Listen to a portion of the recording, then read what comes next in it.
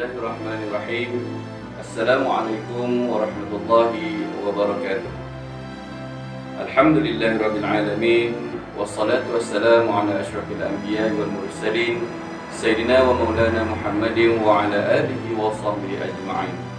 Rabbi shrah li sadri wa yassir li amri wahlul 'uqdatam min lisani yafqahu qawli, amma ba'd. Firman Allah Ta'ala, wa ma khalaqtul jinna wal ins illa liya'budun.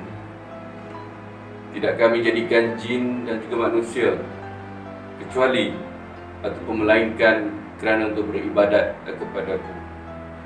Sidang hadirin yang dirahmati Allah sekalian, bertemu kita sekali lagi dalam ruangan maya ini pada pagi ini, dan saya doakan semoga kita semua berada dalam keadaan sihat wal afiat, diberi Allah kekuatan, diberi Allah kesihatan, diberi Allah rahmat untuk sama-sama kita meneruskan puasa Ramadan kita yang kini memasuki hari ke-12.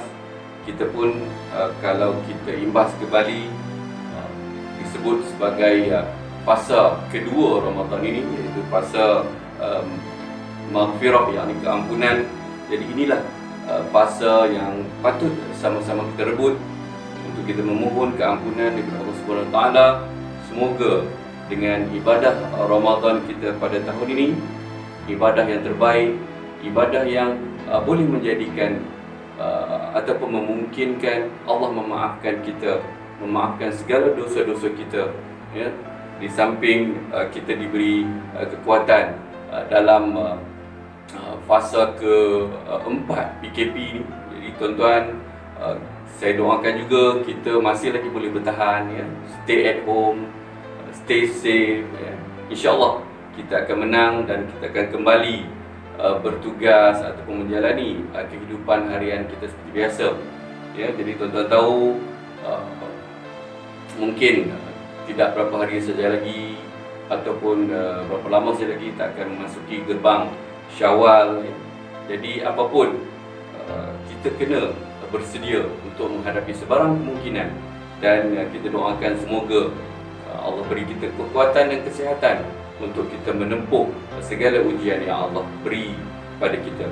Jadi tuan-tuan dan puan yang dirahmati Allah sekalian, saya doakan, ya, saya juga berharap bagi diri saya dan bagi tuan-tuan dan puan agar kita sama-sama dapat mengambil peluang pengajaran yang Allah beri sepanjang Ramadan ini, di mana kita dapat bersama-sama dengan keluarga menjalani ibadah dengan sebaik-baiknya, walaupun kita berada di dalam ujian ataupun di dalam musibah wabak COVID-19 ini. Tapi sedar atau tidak tuan-tuan dan puan, sebenarnya setiap musibah yang Allah beri pada kita sebenarnya tentunya ada hikmah. Kita kena yakin tentang itu. Allah jadikan satu perkara pada kita sebenarnya tidak sia-sia, tentunya ada hikmah. Tuan-tuan, kalau kita renung dengan lebih jauh, ya, kita sedar, ya, hikmah ataupun ibrah daripada musibah ini, tuan-tuan, atau kita ambil pengajaran daripada musibah ini. Pertama, tuan-tuan dan puan, musibah ini ataupun kita kata apa yang kita hadapi sekarang ni sebenarnya mungkin kafarah kepada kesalahan-kesalahan yang telah pun kita lakukan sebelum-sebelum ini. Jadi Allah nak kita sedar bahawa inilah balasan bagi bentuk kafarah sebagai penyucian dosa ke atas kesalahan-kesalahan yang kita lakukan sebelum-sebelum ini. Tuan-tuan dan puan, musibah juga boleh menjadi satu bala untuk kita, ya, di mana Allah nak kita sedar bahawa musibah ini balasan dosa untuk kita yang apa yang telah pun kita buat, ya. Dan Allah nak kita renung kembali apa bentuk dosa yang kita buat, dan kita kena tanam keazaman dalam diri agar kita dapat memperbetulkan ataupun kita dapat mencari jalan supaya kita dapat memohon kepada Allah SWT semoga dosa-dosa kita diampunkan. Jadi selain daripada itu, sedar ataupun tidak tuan-tuan dan puan, musibah yang Allah beri pada kita ini adalah sebagai satu ujian untuk kita. Dan kita kena sedar bahawa ujian ini adalah untuk meningkatkan tahap keimanan kita di sisi Allah Subhanahu Wa Taala, dan moga ujian yang Allah beri pada kita semua pada kali ini, pada tahun ini mungkin, ya, akan meningkatkan tahap keimanan kita di sisi Allah Subhanahu Wa Taala. Jadi tuan-tuan dan puan, jadi musibah yang ada pada diri kita yang kita hadapi, hampir 4 fasa kita dah menghadapi PKP ini, dan juga kita juga dah berada di dalam gerbang Ramadan yang memasuki fasa yang kedua ini. Semoga kafarah yang Allah beri, ya, sebagai penghapus dosa-dosa kita yang lalu, semoga ujian yang Allah beri pada kita semua pada kali ini bakal meningkatkan darjat keimanan kita. Tuan-tuan dan puan yang dirahmati Allah sekalian, apapun ibadah Ramadan yang kita sama-sama jalani ini sebenarnya merupakan satu tuntutan fitrah yang Allah tentukan terhadap hamba-hambanya, ya. Kita tahu, ya, bahawa Allah, ibadah-ibadah yang Allah nyatakan atau yang Allah jelaskan, utamanya ibadah Ramadan ini, sememangnya merupakan satu tanggungjawab yang harus dipikul oleh makhluk yang bernama manusia. Sesuai seperti mana ayat yang saya bacakan sebentar tadi, wa ma khalaqal jinna wal ins illa liya'budun.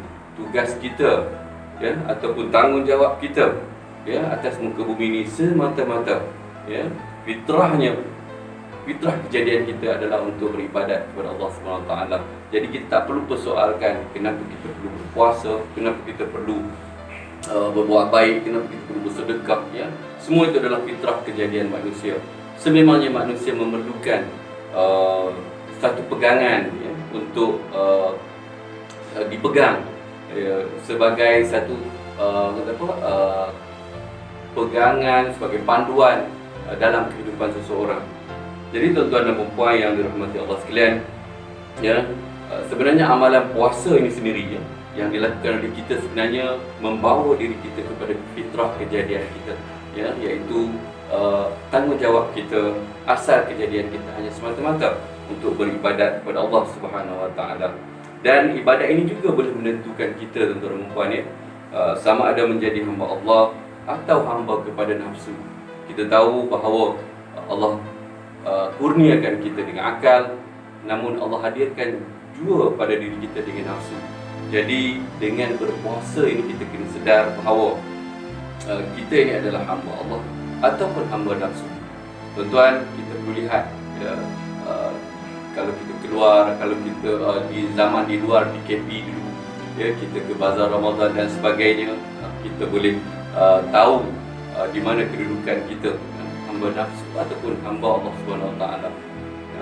Jadi kita kena berazam bahawa jangan nafsu menguasai diri kita semata-mata. Seterusnya, tuan-tuan dan puan, dalam satu hadis yang diriwayatkan oleh Abu Daud, di mana baginda Rasulullah SAW sabda dengan maksudnya, orang yang pintar ialah orang yang dapat mengawal hawa nafsu dan beramal untuk bekalan sesudah mati. Dan orang yang malas ialah orang yang menurut hawa nafsunya serta berangan-angan kosong terhadap Allah SWT. Na'udzubillah min zalik, ya. Jadi tuan-tuan dan puan, kita kena yakin bahawa tugas sebenar kita adalah untuk beribadat kepada Allah SWT, ya, seperti mana tuntutan fitrah kita sendiri, ya, yang Allah jadikan sebagai umat hamba yang perlu taat kepada Khaliq yang penciptanya. Jadi kita, saya sarankan diri saya sendiri dan diri tuan-tuan dan puan agar kita jauhi daripada tuntutan nafsu yang tidak kita ingini, ya. Makan keterlaluan, ya. Kita tuntutan berehat dalam musim bulan puasa ini, kita berehat serehat-rehatnya, tidur setidur-tidurnya dengan tuntutan hawa nafsu yang berlebihan, ya. Moga Allah jauhi kita dari segala tuntutan hawa nafsu yang tidak sepatutnya ada dalam diri seorang Muslim. Jadi tuan-tuan dan puan, untuk renungan bersama, ya, sebagai peringatan untuk diri saya dan diri tuan-tuan dan puan, sebenarnya ibadat puasa yang kita lakukan oleh seorang Muslim ini menunjukkan bahawa kita memahami tanggungjawab kita sebagai umat ataupun hamba Allah Subhanahu Wa Taala. Jadi sedar ataupun tidak, apa yang kita buat hari ini, yang kita berpuasa sepanjang hari ini adalah kita tahu bahawa itu tanggungjawab kita. Manusia yang bertuhankan hawa nafsu dan akal lesu dan tertipu oleh hawa nafsu yang berpandu, yang tiada sebarang hala tuju. Dan kita tahu kita kena jadikan amalan puasa sebagai penanda aras hamba yang cintakan Allah Subhanahu Wa Taala. Dan kita berusaha untuk mencari atau halawatul iman, yakni kemanisan iman dikala manusia alqa dengan halawatul dunia. Ya, ada orang yang mengejar dunia, mencari kemanisan dunia yang hari ini yang mungkin tertipu di hawa nafsu, dan dalam masa yang sama kita kena cari halawatul iman, kemanisan iman.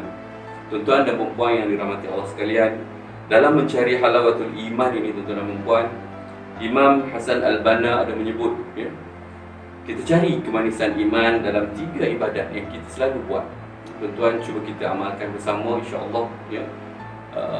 Semoga ibadat yang bakal kita lakukan, 3 ibadat ini, ya, ia boleh menjadikan kita merasa manisnya melakukan ibadat Allah Subhanahu Wa Taala. Pertama, solat. Kita cari kemanisan iman dalam solat yang kita laksanakan setiap hari. InsyaAllah dengan solat yang kita lakukan, di samping solat fardu dan solat sunat, kita akan memperolehi kemanisan iman ini. Seterusnya, bacaan Al-Quran. Dalam bacaan Al-Quran juga kita akan peroleh kemanisan iman, insya-Allah, ya. Sepanjang Ramadan ini, ya, kita sentiasa bertadarus, mengaji, ya, untuk meningkatkan ketakwaan kita kepada Allah SWT, dan kita percaya dan kita kena yakin bahawa di situ juga terdapat kemanisan iman. Seterusnya, ketiga, zikir. Tuan-tuan dan puan, kita tidak boleh lari dan kita kena basahi lidah kita, lisan kita dengan zikrullah. Banyak zikir-zikir yang boleh kita amalkan sepanjang harian kita, sepanjang hidup kita bermula daripada kita bangun pagi sehingga kita akan tidur pada malam nanti. Ya, zikir-zikir yang mudah kita amalkan, semoga kita peroleh kemanisan iman dalam kita mengejar, ya, maghfirah Allah, kita mengejar kasih sayang Allah, dan kita ingin menjadikan Ramadan ini adalah Ramadan yang terbaik untuk kita seluruhnya, insya-Allah. Jadi tuan-tuan dan puan, saya doakan semoga tuan-tuan dan puan dapat menjalani ibadah puasa dengan sebaik-baiknya. Allah beri maghfirah di fasa kedua Ramadan ini, dan kita mohon keampunan sebanyak-banyaknya pada fasa ini, dan kita jadikan diri kita kembali kepada fitrah, iaitu kita ingin memohon keredaan Allah dalam setiap amal ibadat yang kita lakukan. Sekadar itu dulu. Kita jumpa lagi di lain masa. Wabillahi taufiq wal hidayah. Wassalamualaikum warahmatullahi wabarakatuh.